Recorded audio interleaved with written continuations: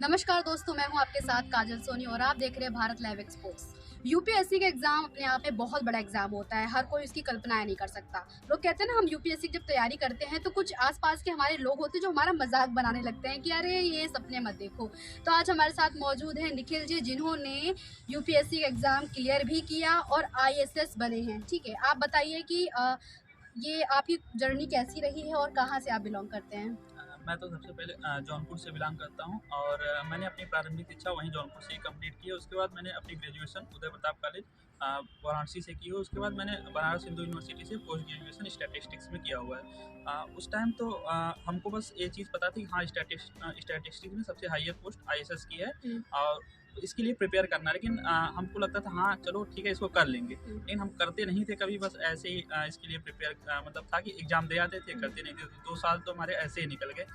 बिना प्रिपरेशन के हम पेपर देते थे और मार्क्स आते थे वही बिना प्रिपरेशन वाले ही।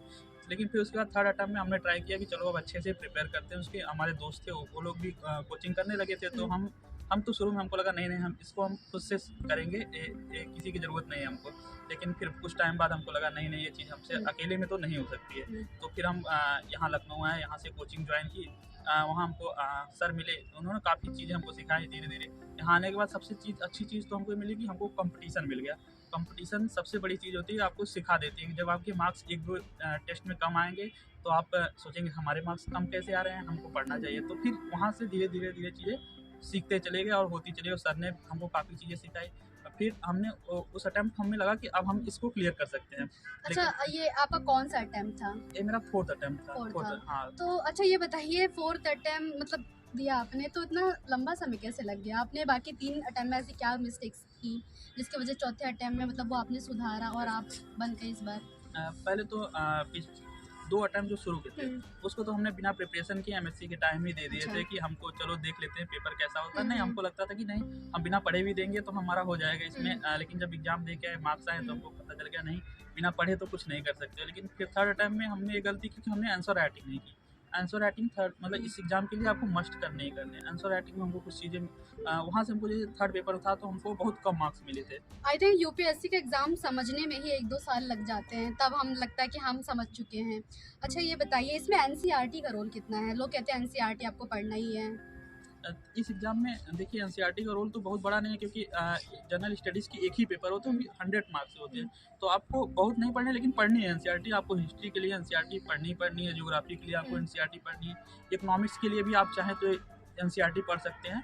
आपको एनसीईआरटी रोल प्ले करता है, क्योंकि इस एग्ज़ाम में 100 मार्क्स के जो पेपर होते हैं उसमें 15 टू 16 मार्क्स ऐसे पासिंग मार्क्स हुँ। होते हैं। हुँ। उतने ही आने बच्चे को काफ़ी मतलब बहुत कम लोगों के उतने मार्क्स आ पाते हैं। तो सबसे पहले तो आपको इस पेपर के लिए जनरल स्टडीज़ के लिए आपको अच्छे से करना है कि हाँ, एनसीईआरटी कर लें अच्छे से। कुछ स्टूडेंट्स हैं जो कहते हैं स्टैंडर्ड बुक्स को अवॉइड करके एनसीईआरटी सिर्फ पढ़ें, तो क्या हम इन स्टैंडर्ड बुक्स को अवॉइड कर सकते हैं? नहीं, नहीं, इस एग्ज़ाम के लिए जनरल स्टडीज़ उतना रोल प्ले नहीं करता। 100 मार्क्स के हैं तो आप कहीं से भी बस ये ट्राई करिए कि आपको चीज़ें आनी चाहिए। आपको थोड़ी बहुत समझ हिस्ट्री की होनी चाहिए, ज्योग्राफी की होनी चाहिए और पॉलिटी के लिए आप लक्ष्मीकांत एक जनरल बुक है, उसको फॉलो करिए। और उसको फॉलो करेंगे तो आपको आगे भी चीज़ें वो काफ़ी रोल प्ले करेगी। अच्छे मतलब आपको अच्छे से एग्ज़ाम में और आपको समझने में बाकी चीज़ें क्या हो रही हैं वो भी आपको आनी चाहिए। तो वहाँ से वो चीज़ें आपको समझने में भी मिलेगी। अच्छा, इसमें कोचिंग का कितना रोल है? मेरे लिए तो कोचिंग का रोल काफ़ी था। कोचिंग ने हमको काफ़ी हेल्प किया। नहीं तो हमको नहीं लगता था कि हमारे फोर्थ अटेम्प्ट में भी हो पाते। लेकिन कोचिंग से हम चीज़ें सीखे। वहाँ सबसे बड़ा रोल ये था कि मोटिवेशनल हम जब भी डिमोटिवेट होते थे, हम सर के पास पहुँच जाते थे। सर हमको वहाँ से मोटिवेट करके ही भेजते थे कि जाओ बेटा, तुमसे नहीं होगा तो इस यहाँ किसी से नहीं, ये एग्ज़ाम होने वाला है। तो उनका तो बहुत बड़ा रोल था। अच्छा, फैमिली में आपके कौन-कौन है? फैमिली में मम्मी हैं, पापा हैं और भैया हैं।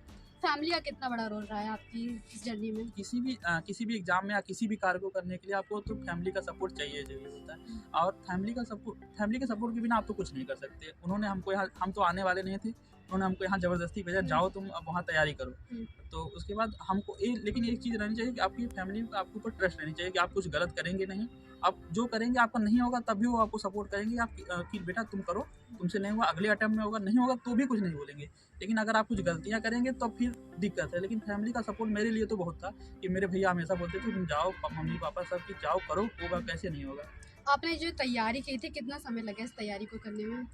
तैयारी तो बेसिकली हमको 2 साल लगे। 2 साल। पहले 2 अटेम्प्ट तो हमने एमएससी के टाइम दिए थे, तो उसमें कुछ खास तैयारी तो थी नहीं। लेकिन ये 2 साल हम लेकिन हम जमकर पढ़ाई किए 2 साल। अच्छा, ये 2 साल कैसे रहे हैं? क्योंकि ना ऐसे यंग एज में बोलते हैं ना कि अपने दोस्तों के साथ घूमने फिरना और आप उसी कमरे में बंद बुक्स के मतलब बुक्स में घिरे हुए होना, तो वो जर्नी कैसा रहा? वो फेज़ कैसा रहा आपके लिए? ये 2 साल तो हमने घूमना बंद कर दिया था। अच्छा। हम कहीं घूमने गए नहीं थे और इस 2 साल में हम घर पे तो अपने मुश्किल से 10 दिन भी नहीं रहे होंगे और हम 3-4 लोग का ग्रुप था।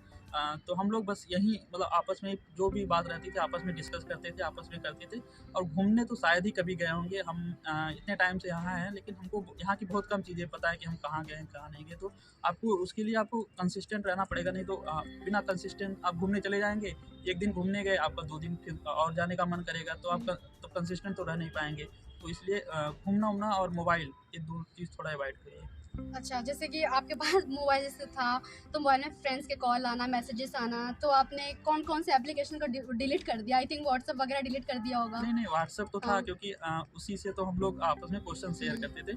लेकिन हमने जैसे फेसबुक हो गया, इंस्टाग्राम हो गया, इन सब चीज़ों से थोड़ी दूरी बना ली थी कि इन सब चीज़ों से दूर रहना है। इसे अगर डिस्ट्रैक्ट करती है हाँ, ये चीज़ें। चीज़ें काफ़ी डिस्ट्रैक्ट करती हैं आपको कि इन सब चीज़ों से दूर रहो। क्योंकि आप धीरे-धीरे देखेंगे आपको 10 मिनट के चक्कर में आपका काफ़ी टाइम ले लेंगी, तो इससे दूर रहिए आप एकदम। अच्छा, ये जो नए एस्पिरेंट्स हैं, उनके अंदर मतलब थोड़ा बहुत भय होता है कि हमारे पास पैसे नहीं हैं, हम कोचिंग कैसे करें? क्या हम सेल्फ स्टडी करके इस एग्ज़ाम को क्लियर कर सकते हैं?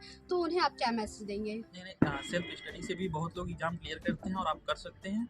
बस आपको ये ट्राई करना है कि हाँ, पहले आप सिलेबस इस एग्ज़ाम की सिलेबस को अच्छी तरह से पढ़ लीजिए कि क्या है सिलेबस में और उस हिसाब से अपने आप नोट्स बनाइए, अपने खुद से प्रिपरेशन करिए, अपने अपने वर्ड में अपना नोट्स बनाइए, किसी के नोट्स छापिए नहीं और आप मेहनत करते रहेंगे तो कोचिंग बहुत बड़ा रोल नहीं प्ले करती। आप अगर आपको बहुत चीज़ें वीक है, तब आप आ सकते हैं, कोचिंग ले सकते हैं, लेकिन हाँ। आपको बहुत बड़ा एक रोल आखिरी और अहम सवाल है, जैसे इंटरव्यू आता है, तो इंटरव्यू का फ़ेज़ कैसा रहा आपके लिए?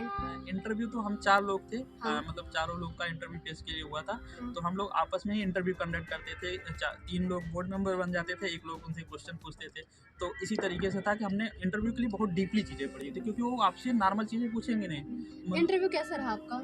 इंटरव्यू ओवरऑल मेरा ठीक हुआ था, थोड़ा-सा हमने शुरू में फंबल किया हुआ था हुँ। तो लेकिन ओवरऑल इंटरव्यू मेरा अच्छा ही हुआ था। क्वेश्चन कैसे थे? मतलब सिचुएशन बेस्ड थे? नहीं, हमसे डायरेक्ट पहले तो हमारे जौनपुर के बारे में उन्होंने अच्छा। हमसे लगभग 10 से 15 मिनट बात की। जौनपुर कहाँ है, कैसे है, इतना फेमस क्यों है और वहाँ की नदियों के बारे में हमको बताओ।